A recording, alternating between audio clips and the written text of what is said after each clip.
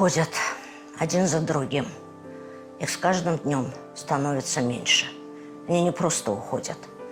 Они уносят с собой нашу историю, состоящую из их боли, из их страданий, из их страха, о тех страшных днях, которые им пришлось пережить. Тому сьогодні ми запускаємо масову акцію, де просимо тебе взяти мобільний телефон, прийти до Карбаба чи Біта, запитати їх про депортацію та надсилати це нам. Це важливо для нашого майбутнього.